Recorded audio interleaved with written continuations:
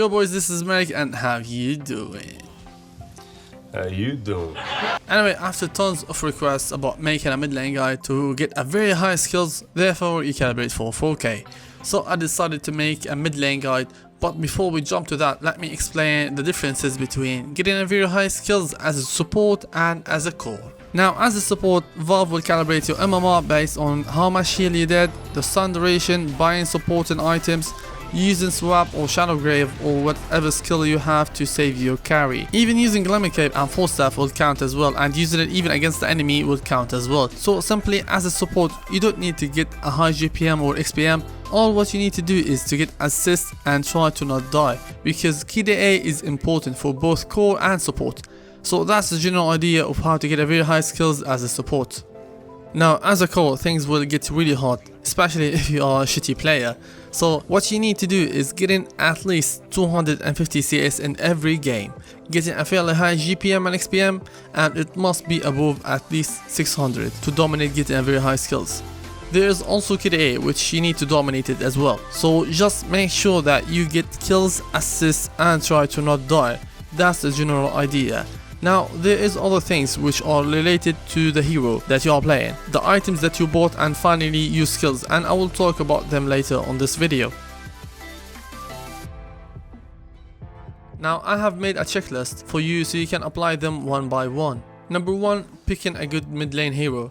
And when I say mid lane hero, I meant a hero that have so many skills like Queen of Pain, Tinker, Invoker, and Imber Spirit. There are so many heroes that you can pick that has more than 3 skills that you can use. Now this is really important because heroes with only 2 skills are not gonna be a favor to get a very high skills. That's why I recommend you with the heroes that I mentioned. Also a Shadow Fiend is a really good pick. Number 2, block on the creep wave. Now after you get the rune, go and block the mid lane creep wave so you can have the favor of last hitting and having a good control on your mid lane. Number 3, taking CS. Now mid lane is more like a challenge. If you are not good with taking CS and denying the enemy creeps, you will just lose your lane. So try to practice more on your CS so you can win CS battles so easily. Number 4, aggro the creep. Now you need to understand when you should aggro the creep and when you should not. If I play Shadow Fiend, I will aggro the creep so I can dominate some CS because I have low damage early game, and if I don't get any souls I will just struggle. But if I'm playing with a strong laner like Queen of Pain, I will just make sure to bin all the enemy region and ruin his creep aggro, because if they just get some CS, it will be really hard to win your lane later on. Number 5, controlling the rune. Now every 2 minutes the rune will respawn on one of those spots, but how to control the rune without a support? The answer is pretty easy. I will simply push the lane so hard that I will force the enemy mid laner to decide between taking the rune or missing the CS. And in both cases, you are gonna win, because if he goes for the rune, you will do some damage to the tower, and if you take the rune, you will absolutely win again because you have a map control, you have a rune control. Number 6, farm at the side camp. Now if you are struggling in the mid lane or you clear the creep wave so fast, you need to rotate to the closest camp to clear it as well, and that will give you an advantage instead of just waiting for the next creep wave like a retard. Number 7, knowing your limits. You should know your limits with any hero. For example, if I'm playing Queen of Pain, I know that I can kill Shadow Fiend when I hit level 3. And if I'm playing Imber, I know that I need level 6 to solo kill the mid laner so I can use triple luminant, and that's why you need to watch pro players playing your favorite hero and understand how they can solo kill and in what level. Number 8, making rotations. Now this is really important and it's related to map awareness as well. So check this video if you don't understand the map awareness. But let's pause for a second and explain how to make rotations. Now you always need to check your safe lane and your off lane while you are taking the CS, because if the enemy overstepping their boundary, like over pushing the tower or the offlaner playing ultra aggressive, you need to make rotation, and it depends on what hero you are playing. If I'm playing Quap, I have good mobility so I can make rotation even if I'm level 3. That's why you always need to buy an extra TP so you can save your teammate, therefore you will clean up kills. Also you can make rotations because you got invisibility rune or haste rune that will make rotations much easier. Number 9, pushing towers. Now let's imagine that your TP is in cooldown and the enemy mid laner is bottom killing your carry, or they are pushing. You need to push and get a trade because trading towers will give you a huge advantage. But you need to understand when you should push and when you should not. And all that are related to map awareness, because if the enemy are missing on the map and you wanna push to get the tower, that means they are smoked and you might end up dead because you are playing aggressive. Number 10, getting solo pick off. Now this is as well requires some map awareness and full understanding of the enemy's heroes. You need to check their items and decide whether you can kill them or not. And don't forget to check the minimap, because if you are only seeing a support farming and there's no one on the map, it's probably a bait. So don't charge to him like a retard and be like, fuck you support, no words. So before you try to go for a solo pickoff, check the minimap and even use the scan to scan what is behind the enemy, whether it's support or core farming the creep wave. Number 11, having map control. Now you can do that by simply getting towers trade and pushing the creep wave, but don't be aggressive, especially with heroes that have no mobility like Shadow Fiend. Number 12, cutting the creep wave. Now this is the differences between a 5k player and a 6k player, or something above that. You need to know when the creep will respawn and when the creep usually come to a certain spot, and I will explain this in details. Now the creeps will respawn every 30 seconds, right? So it's minute 2 exactly the enemy creep will respawn, or minute 2:30. Now let's imagine the creep will respawn at minute 2, alright? Now if I want to cut the creep wave in the mid lane, I know that the creep wave will pass their tier 2 around minute 2 and 7 seconds and their tier 1 around minute 2 and 14 seconds. By having this information, I will be able to predict when the enemy creep wave will respawn and when I can cut the creep wave so the enemy won't have any creep wave to push the towers. Number 13, your position in the team fight. Now this is quite hard to explain because it depends on what hero you are playing, so I will explain the 3 types. The first one is the close range fighter, like Ember Spirit, TA, Swarm, Razor, Necro, Death Prophet, and the list goes on. Now with these heroes you need to initiate and be in the front line so you can deal as much damage as you can, and there's nothing to explain here because you're either melee or a hero that can use their skills while they are close to the enemy. The second type is the mid-range, like Shadow Fiend, Queen of Pain, OD, Puck, and Invoker. These heroes requires a gap between them and the enemy because they are either fairly squishy, like Queen of Pain and Invoker, or OD. When they jump on you, that means you are definitely dead. So when you want to play this type of heroes, you need to be behind your carry.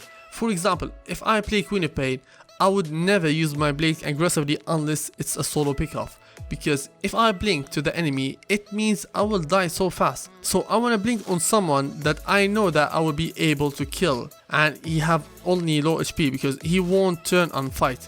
That's how you play this kind of heroes, and it's really hard to explain how to play with every single one of them, but I will do that in the other guides, and you can tell me which hero you want me to start with in the comment section. And the last type, which is long range heroes like Zeus and Tinker, you need to always stay so far behind so you don't get caught, because if you do, you will die so fast. Number 14, Roshan. Now from 4k and below that, they don't understand how value Roshan is, because you can guarantee that you will end the game after getting Roshan, because sometimes your enemy have a good wombo combo, so you might end up throwing the game by doing that. But having Roshan advantage will make the enemy think twice before they blow everything on you, since you have ages, and always think one step ahead of the enemy to win your game. Now Roshan can make the game easy for you if you are winning, or it will make the game even in case you are losing the game. Number 15, pro players. Now for fuck's sake, stop watching OTZ whining like, oh my god, get me out of this game, and learn that shit from him. Don't expect rotation from support or offlaner. You are on your own. You either win your mid lane or lose it. And if you traded farm with the enemy mid laner, that would be good enough. So don't whine like auto while you got 1k skills or 4k skills, because the more you whine, the more you end up losing the game. Now there's 2 things that I said I will explain, which are your skills and your items. Now you need to have some skills to get a very high skills on Dota buff and end up getting 4k MMR. Don't say, hey, my skills are 5k but my team are fucking noob. Well, that kind of bullshit will make no sense, because If you have the skills, you will calibrate at 4K, and this video will help you for real. And if you can't, don't blame me or your team, because in 3 accounts I ended up in 5K, and I will make it to 6K as soon as possible. It's just you have low skills, so instead of complaining about your teammate, apply what I explained, and I guarantee that you will get a 5K, not even a fucking 4K. And when it comes to items, I recommend you to get items that you can use, not passive items like AC for example. Buying Yule's Blink 4 staff Veil, that will help you a lot to get a very high skills. But by saying that, I don't mean AC is a bad item. No, get it if you need it, or get Aghanim or even Octarine, but always items that you can use against the enemy will help you the most. Even AC will help you, but I want you to deal total physical and magic damage, and even slowing the enemy with the Shiva's God and disable the enemy with Hex, all that will count, trust me guys. Now let's talk in general about some scenarios. Now imagine I'm playing Ember Spirit against Invoker. Now Invoker is really good counter for Ember Spirit, and I might suffer in my lane. And when that happens, I farm my closest cap, and when I see the creep wave pushing my mid lane or my tower or getting close, I will go and farm it. Then I get back to farming the closest camp, because staying mid lane without taking CS will simply make you lose the game. That's why you see pro players, they either ditch the mid lane or farm the closest camp. Also, there's another option. You can simply gank, especially if you are Storm Spirit or Ember Spirit. You can make rotations not necessarily with a haste rune, but you can do that even by solo smoke or just walking. But if you wanna walk, you don't walk like a retard while the enemy safe laner or off laner sitting around his tower, because you will just waste XP and gold by doing that. And even when I make rotations, I keep a TP so I can TP back to my lane so I don't lose much gold and much XP. That's the general idea of playing mid. You don't go AFK and be like, my team, fuck you, because you died and failed playing mid. If you fail the first 6 minutes, do as a sad, don't waste your time. You either make good rotations or farm the closest cap and try playing mid in pub, not rank it, because you will just ruin the game for your teammate. Now honestly, I tried my best to explain everything, but it's impossible to explain everything in details. That's why I will make other guides for mid lane or carry to talk about some stuff with more details so you can have the clear picture. Now that was it for the day. Thank you guys for watching, and if you want more guides, please consider to subscribe, like and share this video with your friends so you can support my channel. This is Meric, see you in the next video boys.